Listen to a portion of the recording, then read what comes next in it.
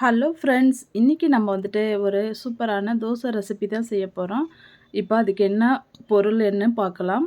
நான் 1 cup rice எடுத்திருக்கேன். பச்சரிசி எடுத்திருக்கேன். அதில வந்துட்டு கூடவே 2 கப்பு நாட்டு பச்சை பயிறு நான் சேர்த்துக்கிறேன்.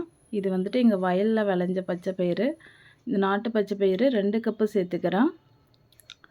அது கூடவே 1 டீஸ்பூன் வெந்தயம் சேர்த்துக்கிறேன்.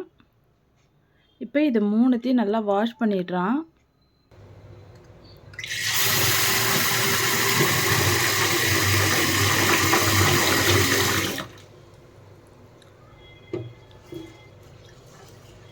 நல்லா இதை வந்துட்டு நம்ம வாஷ் பண்ணி எடுக்கிறோம்.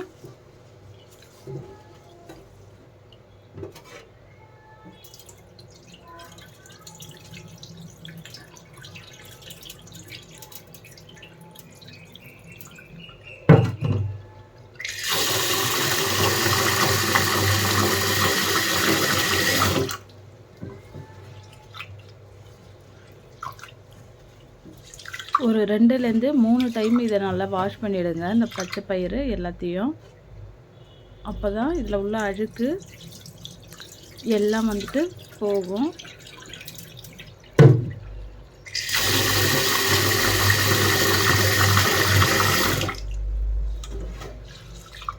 ஒரு 3 டைம் இதுக்குள்ளே வாஷ் பண்ணிக்கிங்க.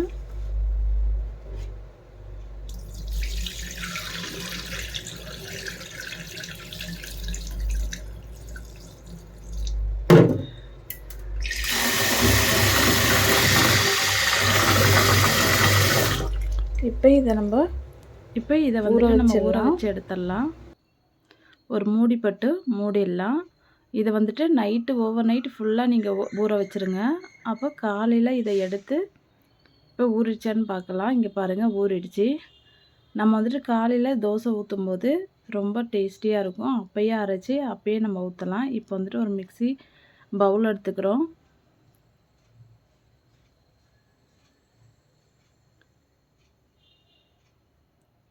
அதில் வந்துட்டு இந்த பருப்பெல்லாம் ஆட் பண்ணிக்கலாம்.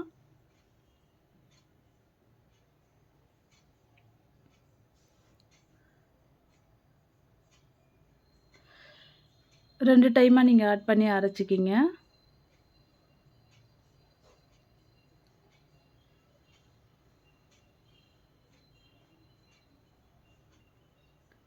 நம்ம ஆட் பண்ணி நல்லா அரைச்சி எடுத்துடலாம். இங்கே பாருங்கள், இந்தளவுக்கு நல்லா நைஸாக நம்ம அரைச்சி எடுத்துடுறோம். தோசை மாவு மாதிரி நம்ம அரைச்சி எடுத்துட்டோம். இது ரொம்ப உடம்புக்கு ரொம்ப ஹெல்த்தியான ஒரு தோசை. வாரத்தில் ஒரு 2 டைமாவது இதை வந்துட்டு நீங்கள் சேர்த்துக்கலாம்.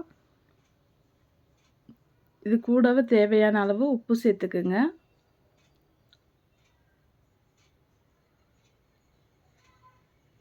உப்பு சேர்த்துட்டு நல்லா இதை வந்துட்டு கலந்து விடுகிறோம். தோசை ஊற்றுற அளவுக்கு தண்ணி ஆட் பண்ணிக்கிங்க. தண்ணி ஆட் பண்ணி கொஞ்சம் கலந்துக்குங்க.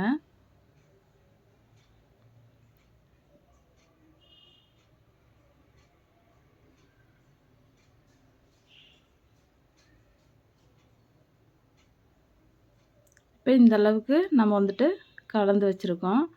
இப்போ தோசைக்கல்லை வச்சுக்கலாம். இப்போ கல் நல்லா சூடாகிடுச்சு. இப்போ வந்துட்டு நம்ம அரைச்சி வச்ச இந்த பச்சை பயிறு மாவை வந்துட்டு நம்ம தோசை ஊற்றுறோம்.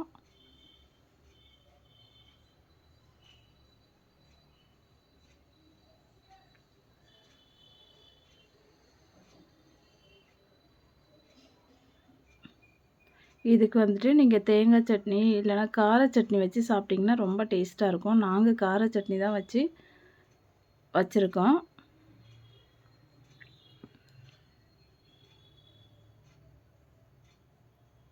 நீங்கள் ஒரு டைம் இந்த தோசை சாப்பிட்டு பார்த்தீங்கன்னா, இது போல் தோசை சாப்பிடாதவங்க கூட விரும்பி நல்லா சாப்பிடுவாங்க.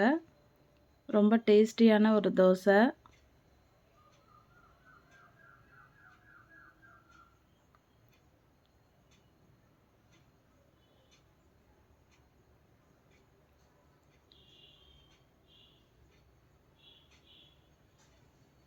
இப்போ வந்து தோசை வெந்துடுச்சு. இதை நம்ம திருப்பி போட்டுடலாம்.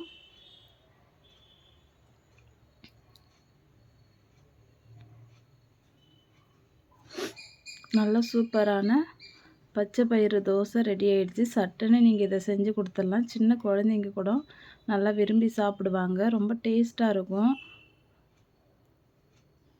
இப்போ இட்லி மாவுலாம் இல்லாத டைமில் இப்போ காலையில் என்ன செய்யணும் அப்படின்னு நம்ம நினைக்கும் போது நைட்டே நம்ம வந்துட்டு பருப்பை ஊற வச்சிட்டோம்னா காலையில் டக்குன்னு ஏஞ்சி அரைச்சி கொடுத்துடலாம். தோசை சுட்டு கொடுத்துடலாம்.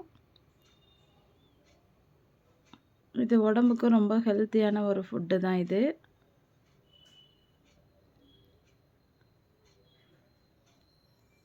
இப்போ வந்துட்டு தோசை ரெடி ஆயிடுச்சு.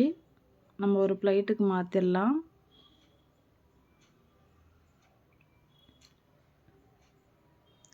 நல்லா மீதி இருக்கிற மற்ற மாவும் நம்ம அது போல் தோசை சுட்டு எடுத்துடலாம்.